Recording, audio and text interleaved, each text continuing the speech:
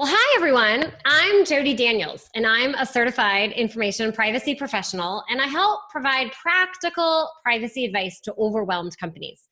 I've worked with companies like Deloitte, the Home Depot, Cox Enterprises, Bank of America, and so many more. And I'm joined today with my husband, Justin Daniels. So, Justin, who are you?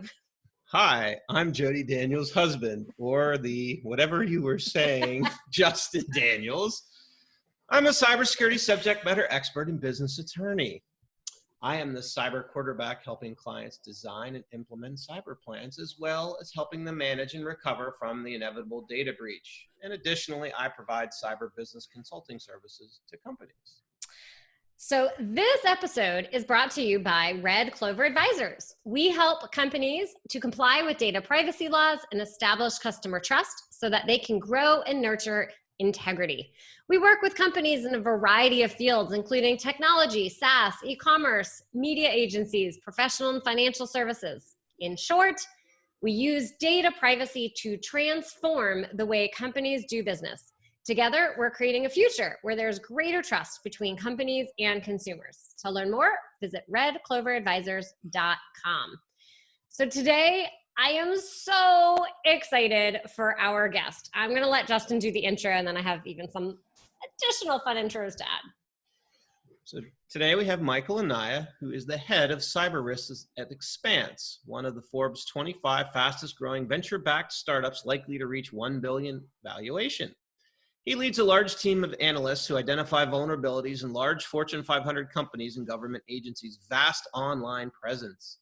He also has 14 years of FBI experience as a special agent, leading extensive investigations and overseeing countless arrests, search warrants, and dismantlements of cyber threat actor sets. He's spoken on cybersecurity topics over 500 times around the world and was considered one of the FBI's most talented presenters. He also serves on the board of advisors for an emerging cybersecurity startup, DevCon. Welcome, Michael. Hey, everybody. Thanks for having me, by the way.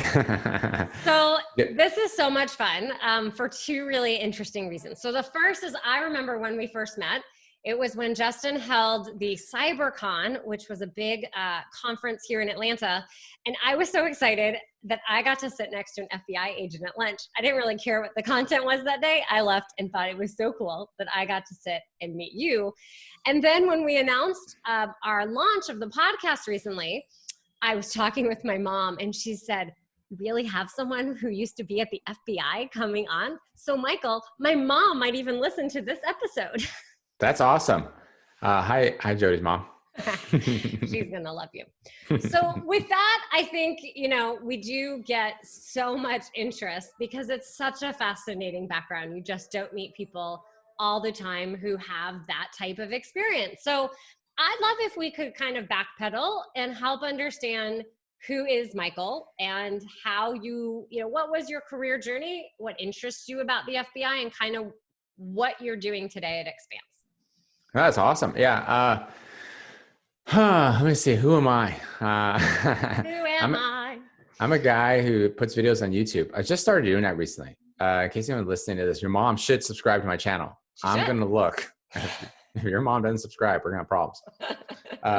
But anyway, no, I recently started doing that. But okay, so back up a little bit. I started back in Dallas, Texas as a software developer. It's interesting. I have a video that's going to be launching a guidance for people in school currently about professional guidance, especially those interested in cybersecurity. And so anyway, so I was back in college. I decided, I'll major in business computer systems, which is kind of akin to MIS. So management information systems. So I did that. I got a job as a software developer. And the first 2 weeks into the job, I'm like, this sucks. Like, why did I do this? I should have thought about this a little better. Like literally my first 2 weeks, I was in training. I remember sitting in training thinking, oh, wait, I got to do this forever? Like, why? And it never dawned on me. I'm in college. I take coding classes. So like, well, duh, dude. I go, but I only did it for like an hour a day, maybe, right? Because you have all these classes. I never thought, oh, this is what they want me to do indefinitely. So fast forward, I decided I'm going to do something a little different. And decided, well, why not join the FBI? That sounds like fun. So I joined the FBI. And it's not that easy. The FBI is No, really, really no. hard to get into. I'll give you like a little story here. This is, I think, applies to the FBI or anything else about being, one, being lucky, but then also being persistent. So I applied for the FBI. The FBI process takes a long time. It took me 2 years to get into the FBI. There's multiple levels of interview, background check, polygraph, just a lot of things you have to endure. Okay. So it's like probably the hardest job you would ever get. If you get it, and this is for the FBI agent role. So it's that in and itself is a feat. So I applied, there's phase one, I passed. And the big wait was between phase one and phase two. Phase two consists of an interview, a panel interview, and an aptitude test or a written assignment. The aptitude test is phase one. So I'm waiting like years, and I would call them once in a while. And this was in Dallas, Texas. I called the office like, hey, how's it going? What's the status, right? And I was super excited after I called, and I'd hang up, and I just wait for days. No one called me back. Weeks would go by, tell myself patient. I'd forget about it, right? Go back to coding. So I just kept doing this. Well, about a year, I called back, and the lady remembered me. She was an applicant coordinator, and she's like, oh, you know what? Your name sounds familiar. And I'm like, oh. And she's like, wait a minute, did I talk to you 6 months ago? And I'm like, yes, you did. She's like, okay, do me a favor, call me back next week. And so I'm like, okay. Called her back next week. And then she goes, okay, you should be getting a call from us about scheduling phase two. And I'm like, oh, cool. Well, what happened? She's like, oh, I just put your application at the top of the pile. So when the recruiter reviews it, she saw it right away, and she decided that you'd be a good fit for phase two. And I'm like, thank you. Like, I really appreciate that. So then it was all downhill, right? Then I passed phase two. I passed all the other tests that came after it. And so I was at Quantico through training, and this applicant coordinator was there, and I was able to thank her in person to be like, thank you for giving me this opportunity. And, this is just a testament of being persistent, but sometimes being lucky.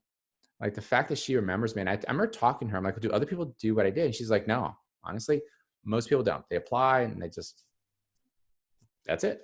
So the fact that you kept being persistent and would call us every so often caused her, she basically said, remind me to remember you. Anyway, so it went well. I joined the FBI. I did that for about 14 years. I was in Los Angeles, California, my first office. I basically investigated all types of cybercrime, mostly data breaches. That's what my specialization was. Then I did a stint at headquarters where I focused on leadership development. I did that for about 2 years for the FBI, refining the process, helping them figure out how to basically create better leaders in the organization. And that really it spoke to me. And I thought, you know what? I want to now be more of a leader in the organization. So I did that, became a supervisor of a relatively large squad. A squad is like a team in Atlanta, Georgia, which brought me here to Atlanta, where I'm at today. And I led a team of about 15 people. So mostly agents. Then we had some analysts and data scientists. And collectively, what we would do is address various threat sets, whether they're nation state or they're criminal, but we would investigate them. I did a lot of forward-leaning initiatives where I was bringing a lot of innovative solutions to the FBI, cross-programmatic things that they haven't done before. I was really pushing the envelope. So I did that, and then I decided, well, in the bureau, it's interesting because at this point, you either transcend up in the organization, or where I was 10 years from retirement, or I can transition out to do something else. And there's a startup at DevCon I was working with as a way to sort of collaborate. And I was chatting with the CEO, Maggie Louie. And I'm like, hey, you guys hiring? And she was like, actually, we are. They just were about to secure Series A funding. And so I'm like, maybe I want a job. So she was like, why not? So that's how I got a job at DevCon. So I did that. I basically headed up investigations for them. And it was a phenomenal opportunity, candidly, to pivot from the bureau back to the private sector. So I took it, I ran with it. I did that for about a year, a little over a year. I decided then also pivot again to another startup, which basically led me to Expanse. And so I decided to pursue this, where Expanse, what I'm currently doing is I head their cyber risk function. So I have a team of about 22 people who report to me, and we are addressing what we focus on, our specialization is attack surface management. So what does that mean? In summary, what it basically means is there's a bunch of assets that major organizations, US government, have floating out there. And so what we do is we catalog them, itemize them, and we synthesize all that data into a digestible format. So companies now can see where all their assets are. It's a asset inventory. And now they understand all of them. And then Expanse adds another level of analysis to identify potential exposures or vulnerabilities that may exist. So hence attack surface management. And that's what we do. And this is all focused on the surface web. Nothing in the deep web, just surface web analysis. So we do that, and my team is part of that analysis element that does that in-depth review and then manage that function. And so we're growing right now, we're building, and I say all this now, but it was just announced this morning that Expanse is being acquired by Palo Alto. So, which is exciting. So yeah, where everyone's looking forward to it. And so it'll be interesting to see how things change. But from what I'm told, that everything from my team's function is going to stay the same. It's just going to be enhanced with Palo Alto's in-depth knowledge in cybersecurity. So we're looking forward to it. Great. So hey, Jodi, yes or no? Are you a shareholder of Palo Alto Networks? Yes. Good answer. Yay! Thanks, Michael, for all the great work that you do. Your shares went up by 1%, by the way, in pre-market. Fabulous. So, thank you so much. I'll go buy a coffee. Yeah, don't retire just yet. Zoom cratered this week as part of maybe something we'll discuss. But so Michael, when you talk about Expanse, is it fair to say, like, if I get a phone call from a CIO of an e-commerce company saying, you know what, I'm kind of concerned about vulnerabilities that I might have because we're a public-facing system and probably the critical function of an e-commerce business, how does Expanse come in to play a role to help manage the vulnerability of, say, an e-commerce website? So it wouldn't necessarily just be one website, right? Yeah. It would most of our customers are very, very large. So like think Apple, or think like they're not a customer, but like Best Buy. So any massive organization with huge assets that are sitting out there across the globe, that is who the customer of Expanse is. The reason being, it's because they lose track of all their assets. So like right now, Palo Alto has acquired Expanse. So if you think about what that means logistically when it comes to an asset profile, they're now acquiring a bunch of assets that belong to Expanse. Expanse has stuff everywhere. And so they got to figure out where they all are located. And then if you think about Palo Alto, and Palo Alto's a customer of Expanse, but they have various functions in Palo Alto. They have marketing teams, and the marketing teams might be pretty aggressive, and they'll want to start a marketing campaign. They'll start like a domain, and now that's a new asset that's associated with Palo Alto. Well, many times they lose track of them because they might spin up a domain, but no one tells IT because they forget, they didn't fill out that form, or whatever reason. They're like, I know I was supposed to tell IT, so they don't know about it. Where Expanse comes in is we identify all of that without being told, and we surface that up to, in this instance, like Palo Alto, and let them know, hey, here's now your new profile as it exists today. So now Palo Alto can come in and say, with intelligence, now I know where everything's located, and they can begin to defend it. So you shadow the shadow IT. Exactly. That's what we do. Go ahead. Oh, so it's great. It's great. I love it. It's a phenomenal environment, Expanse. That is, I don't know about Palo Alto, to be determined, but Expanse is phenomenal. I love the team I have. Super smart. I've never worked a group of smarter people. Candidly, don't tell my FBI friends. But they're okay. All those podcast listeners, earmuffs. Yeah, mom, do not disseminate this. Jodi's mom. My mom probably will not listen to this podcast. She will not know how to make it work. But no, great people at Expanse, super smart, extremely capable collectively across the board, but my team especially, just really brilliant individuals. And so I'm lucky to work with them. So what are some of the big challenges that you see? So think about the different customers that you're working with. People don't, you shared a example. Is that sort of a predominant example, or are there others where you kind of see the same challenges that companies keep facing? So they all face different challenges, but the majority of what we're seeing, it's just keeping track of that asset inventory. I mean, it's a categorical problem. I recently read Verizon's report. So Verizon puts out a report for listeners who may not be aware of this, Jodi's mom. And essentially what this report shows is data breach report. And they highlight all these various data breaches. And so buried in this was something that was quite interesting. And I think this is a systemic problem, and this is a problem Expanse solves.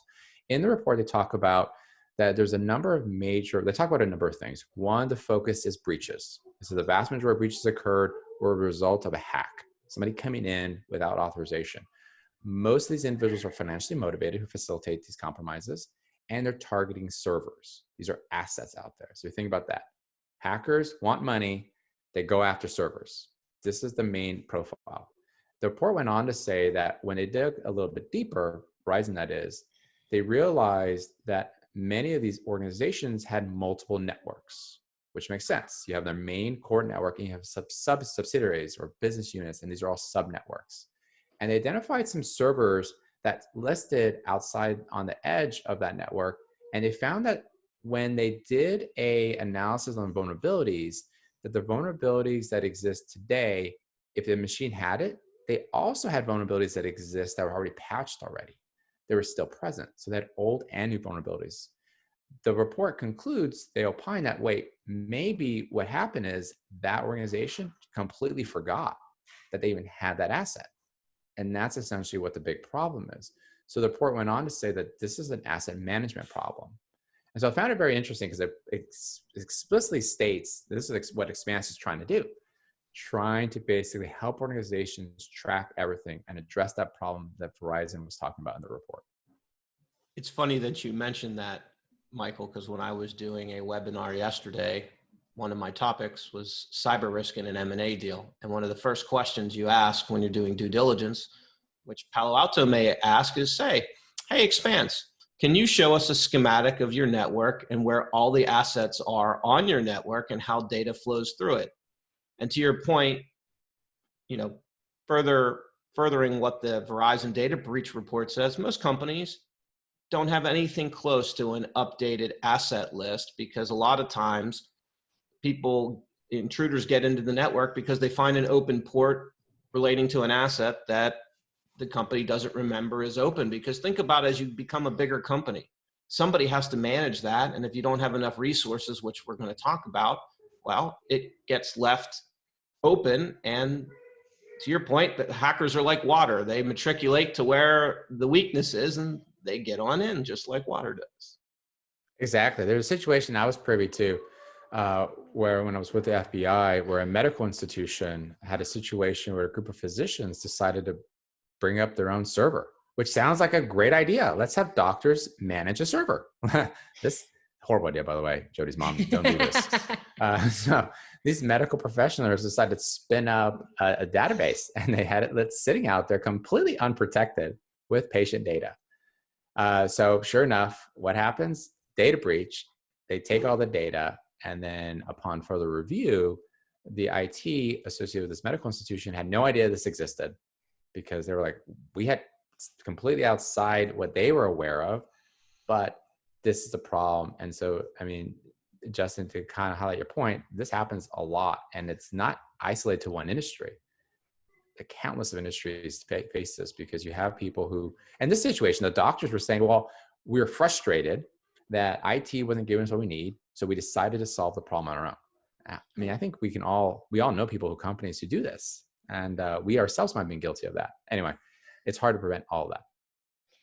It is. So that's obviously, asset management is, and attacking servers are obviously an important issue and a top issue. What are some of the other challenges that you're seeing today? And what might you say is what concerns you the most about the future of cybersecurity? That's a great question. So current challenges, I always highlight the big three, because these are the big three, and they're not really sexy per se. One, I guess, kind of sexy, but those really are kind of boring. They're basically focused in three areas. So you're looking at one, the biggest, most pervasive thing that companies deal with today is what's called business email compromise. Oh, your and favorite. Essentially, It's so much, it's talked about so much here that our kids know about it too. Oh, really? That's awesome. Well, it's because I have friends at the Secret Service, and that's what they call it. Yes, yes, yes. That's what law enforcement my kids calls would it. say it's very boring, but please continue. Business email compromise. Great. Go. Your kids are like, let's mute this now. Let's go back to playing games. We were interested for a little bit, but now we're bored. So anyway, basically in summary, what it is, it's social engineering. It's tricking someone to do something that they're not supposed to. So that's the biggest, most pervasive element. The reason why it's so big is it's so easy for criminals to do. And it's hard for law enforcement to stop. So it's highly, highly lucrative. The other one after that is ransomware. And most people are aware of this. Ransomware, essentially what that is getting you to click on something you're not supposed to, with potentially inject your machine with a malicious software that encrypts key items of interest for you, such as databases or spreadsheets or something you find value in. And now you're faced with a message that says, hey, everything's encrypted. If you want to decrypt this, you pay us money. And that's the ransomware.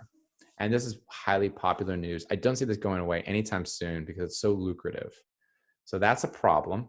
And then the final one is data breaches. Someone comes into your network without authorization, takes something of value, and then exfils that and sells it or does something nefarious with it. So those are the big three. Those will be with us, I think, for the future, like forever. What I am concerned by that to me is a problem when we look at kind of where cybersecurity is going in the future. It really comes back to, there's a few things. One, I feel like many organizations aren't sharing data with one another, and they're not sharing with law enforcement.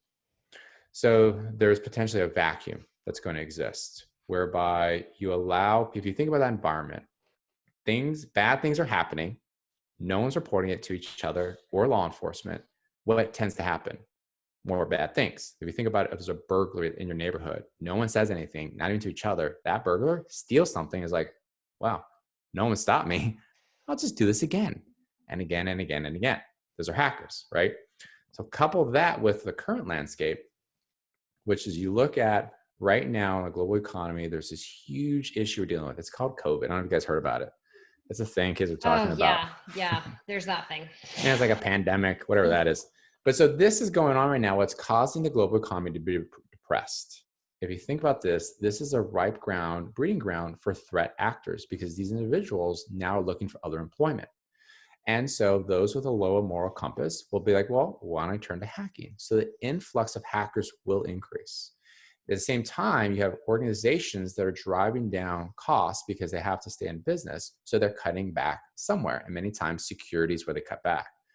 So you're looking at a situation where you have people who aren't sharing. You have a situation where now security is being minimized. And you have a situation where there's an increased number of attackers. It's a perfect storm. And so to me, this is what concerns me most, is that you're going to have this breeding ground with more and more threat activity, and it'll become more pervasive. See, companies are like our kids. They're not sharing. They're not sharing. But Michael, I wanted to ask you a follow-up question. And it's one that I encounter regularly when I talk to companies, and they have no pre-existing relationship with law enforcement because they're concerned that if they come and ask for help from Michael from his former FBI days or other FBI or Secret Service agent, it means they're getting an immediate call from their regulator, which drains the blood from their face to even think about that. And I just see a real lack of sharing of the information between law enforcement and the private sector. And most of the time, the private sector is concerned that the government wants information from the private sector, but won't share what they're seeing from a government perspective. And just love to get your take, because now you've worked in both government and the private sector and have that experience. How do you think that shifts? That's a great question. So a few things I think I should probably educate listeners on about when it comes to the government. I think sometimes we oversimplify things. Like we'll call it the government or the Fed, right? Those are common phrases that people utilize. The government is highly, highly compartmentalized, good or bad, right or wrong. Think of the way I describe this, think about a mall analogy. So the government is akin to a mall. If you go to a mall, there's a bunch of various stores under the same umbrella, which is the mall. That's akin to what you have in the US government. You have a bunch of elements such as regulatory, law enforcement, intelligence, etc., healthcare, there's a bunch of stuff. It all exists under this umbrella. But like a mall, everything's highly delineated. So if you go to a mall, and we'll say you go to Smoothie King, and you're like, I would like a mango smoothie, and they give you a strawberry smoothie. You don't know it until you're in Tesla or you're at, I don't know, Lululemon. There you go. you're buying your overpriced, whatever they buy there. Leggings? That's popular for, right? It's athleisure wear. Okay. Athleisure wear. You're buying your overpriced athleisure wear. You take a swig of your, what you thought was mango smoothie and strawberry. You're like, what the heck? And now you're frustrated. You imagine giving that smoothie to your Lululemon person. Yeah, I didn't order this. I ordered mango. She'd be like, Would you like some athleisure wear with that? Exactly. Yeah. Sorry to hear that. Yeah, would you like some athleisure wear? Some great sweatpants we have over here, or tights, leggings? I don't know. Leggings. Okay. You can tell I'm a prime candidate for athleisure wear. So, but it's ridiculous. Convert. Oh, trust me, Michael. I have an entire investment strategy over my wife's habits. Peloton, Lululemon. I can go on. All right. I have a Peloton over here, by the way. Yeah. But so ultimately, it wouldn't happen. You would know, no, I'm doing this. That's the same with the U.S. government. So the U.S. government, if you bring something to the FBI does not seamlessly share and disseminate information to a regulatory body. They purposely don't for a number of reasons because they want to build trust. There's also another component, and Justin kind of talked about it, is the idea of sharing. Many times law enforcement or intelligence agencies can't share because legally they're not authorized to do so because it might interfere with investigation or put an investigation at risk. So I could get why companies are frustrated. They're like, well, hey, I'm giving you information. I want to know what you know back, right? However, I will say this. If you develop a relationship, now not just at one time, call your FBI Secret Service agent and say, hey, how's it going? Not that. You actually develop a relationship with them where you're talking with them, you're sharing information. They will share information back with you. There's a reciprocity element that kicks in. Mm-hmm. That will be in play. But again, they won't be able to openly share information that maybe the way you want to because there's so many different components behind the scenes.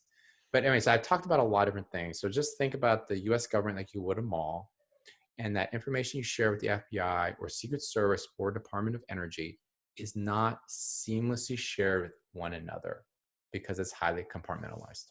From here on out, to me, the FBI is Smoothie King.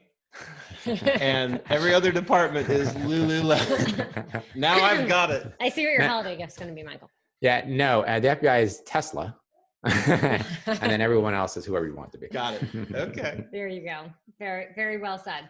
So if we think about all these different threats and we think about business email compromise and we think about data breaches and we think about ransomware and we have growing threats and we now have not as many people in companies, what is the overall impact? What does that leave for cybersecurity professionals who are still in their companies trying feverishly to protect their companies from these top three, as well as a myriad of other issues? A lot of work, right? A lot of work. Yeah. End of the day, a lot of work, a lot of headaches, a lot of frustration and consternation. That's really what it comes down to. I do think there will be, and I think you guys can speak more about this, there's a regulatory component that comes in play when things aren't being protected. And for the end user, the people who are purchasing or utilizing the system or giving their credit card information to a vendor or whatever, those individuals are going to be impacted because when the breach happens and data is taken, it's those individuals that are going to be targeted. That's the big issue. For many corporations, you're like, well, I'm not doing any of that stuff. What their focus or their threat potentially could be is loss of intellectual property. You have a lot of nation state actors that are out there specifically targeting things that they find value in. There's no way for China specifically to grow at the rate they're growing in without stealing ideas and intellectual property from other organizations or entities that are leading that space. And that's something they've been doing prolifically for a long period of time, and they will continue that. So even if you're like, well, I'm not selling anything and I don't have a lot of customer information, if you have intellectual property and there is something of value someone wants, that's a concern. So it sounds to me like, Michael, if I'm the CISO for Pfizer, I'm on my game big time right now. Okay. Prime example, love you mentioned that. A lot of companies, or even right now, Palo Alto or Expanse, anyone when they announce anything big should be on the lookout. it's akin, like, especially whenever startups announce funding rounds, we just got, $800 million of funding. Any of those announcements, it's akin to you walking down the street in a neighborhood just yelling, I got $10,000 in my wallet. $10,000 in my wallet. Like, companies do this. And I'm like, now nothing could happen. Like, if you, Justin, walk down the street, did it, maybe nothing happens. But now someone's like, that guy's got $10,000 in his pocket. Huh. Companies are putting themselves in the limelight when they do these announcements. Now, they're not going to stop, but it is important that they are aware of it so they can, before they do major announcements, make sure your IT, your cybersecurity realm, is aware and they're protecting against it. Of course, to be fair, I think the person who stays up the latest would have been the CISO for Measures, the accounting firm who does the tax returns for the president. That's true, right? That thing's on an air-gapped computer and some hermetically sealed room. But anyway, I think we have our 2 last questions that we ask all of our guests, and Jodi, you want to take it? Yeah. So we've talked about so many amazing golden nuggets here. If you had to think about a best practice privacy and security tip, and it can be personal, what would you offer that for our listeners? So everyone listening here, what single item would you recommend that they do? What should Iris, Jodi's mom, do? Oh, this is tough because I have a lot of different advice for different people. So if it's a personal, like a personal level. All right, we'll let you have 2. You can have a personal and a professional, only for you. Okay, thank you. I appreciate that. I don't get that treatment. No, you don't get that treatment. A personal one, I think, for an end consumer is just create awareness. Be aware of what you're doing. My advice for you is before you download an application, take a moment, determine, hey, where's this app made and what is this doing, right? Those are things, and it's just in everything in life. And it's the unfortunate reality we have to be careful of and not to be victimized. A lot of threat actors will create applications that are put on your phone that you think are benign but are not. So that's one thing I would focus on if you're an end user. If you're a corporation and you're listening, different. A lot more advice for corporations, candidly. This one is one piece of advice. Hire strong leaders that empower your team, especially when it comes to cybersecurity. I'll talk about this a lot. If you watch any of my videos on YouTube, I preach about this. I will talk about this all day long. The biggest reason here is because if you think about cybersecurity professionals, these are smart, highly educated individuals. When you micromanage them, you minimize, if not nullify, their ability to innovate, to do great work, to protect your networks. You need to have a leader in play who can motivate them, to empower them, unlock their capabilities. This is one of the most critical things I feel that when I look at data breaches that have happened, I've always wondered, what's the leadership like? Look, if you're going to bring a leader in, you could find someone with a bunch of certs, that's fine. But I would encourage you to bring someone who can motivate, build a team, and scale it. Manage that team, because if a data breach happens, I'd much rather have somebody who has a fully empowered team dealing with it than someone who's got to micromanage and now try to motivate in that situation. It's just pure disaster. But that's what I recommend corporations to do. Empower their people, but you got to bring the right leadership. Very good advice. So our last question, completely unrelated to cybersecurity, is what hobby or what do you enjoy doing outside of your day job? Well, let's see. I have 2 kids that drive me crazy. So I'm a parent of 2. I have a 4-year-old and a 6-year-old. They're adorable, but they drive me nuts. So that's not one, but it is a hobby, right? It's a hobby. You guys have kids. Yeah. It's a hobby. But for me, I enjoy, I actually, side note, I do enjoy being dad. It's pretty awesome, right? I love it. And then actually right now it's kind of nice. COVID is clearly an issue. It's a pandemic. But it is nice for me personally. I'm able to spend more time with my kids. And throughout this podcast, you might have heard one in the background yelling at random periods of time. So I like being able to just go over there and give them a hug and just like chat with them and spend time with them. So that's nice. But I also do videos. I do a bunch of videos I mentioned earlier. I like doing that. I like creating content. I love presenting. So prior to COVID hitting, I was slated to do a lot of presentations. I love being on stage. It's fun for me. If any of you have watched me, which probably many of you haven't, Jodi's mom, I know, has not seen me present. I like doing it. It's fun for me. So anyway, those are some of the things that I enjoy doing. So how can people keep up with you? Where can we watch your content and watch you present virtually for now? So right now, yeah, that's why I searched the videos, because, it was one of those things where I'm like, well, if I can't go on stage, I guess I can do videos. My videos are pretty good. I don't know. I'll let you guys be the judge. YouTube. So you basically just type in my name, Michael FT Anaya, YouTube, or Jodi, I can send you a link to my page. Absolutely. Channel. Yeah, we'll include it in the show notes. And then also I have a personal website, and that's mfdanaya.com. I think it's .com, final answer. And then show note it. But that it also has a bunch of information about me. And then if you're interested in basically talking to me about speaking to you or your organization, there's an inquiry form there. But yeah, that's how you get a hold of me. Or Twitter, I guess. Ugh, Twitter, I hate it. You can find me on Twitter and you're like, this guy's horrible, because I'm not good on Twitter. Or LinkedIn. LinkedIn is probably where my social media of choice is. That's my pick my poison. That would be it. And I would encourage all your listeners, especially young ones, who, it's funny, I'll end on this real quick note. I was chatting with a young professional, and I asked her, I'm like, oh, do you have a LinkedIn profile? She goes, yeah, but I don't really update it. I'm like, oh, why not? She goes, I already have a job. I'm like, okay.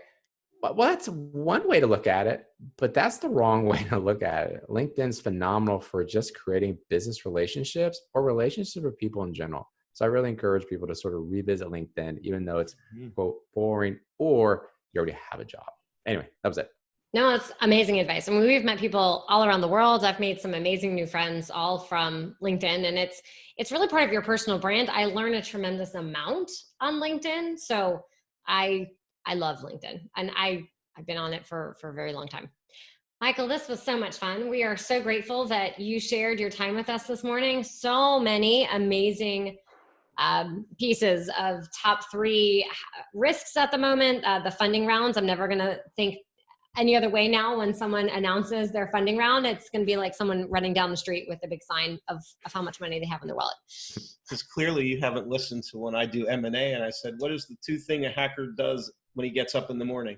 Patches and the announcements of M&A in the news. Well, but you always have to listen to a third person to pay attention. Well, of course, it's like when I ask you to do things, right. You don't listen to me. When it comes from me, it's discounted immediately. Exactly. Well, it's been great to have you, and obviously we look forward to keeping in touch as we always do. All right, perfect. Justin, thank you Jodi, so much. Thank you. And thank you for your listeners. Jodi's mom, make sure you subscribe to my YouTube channel. There you go, Jodi's mom.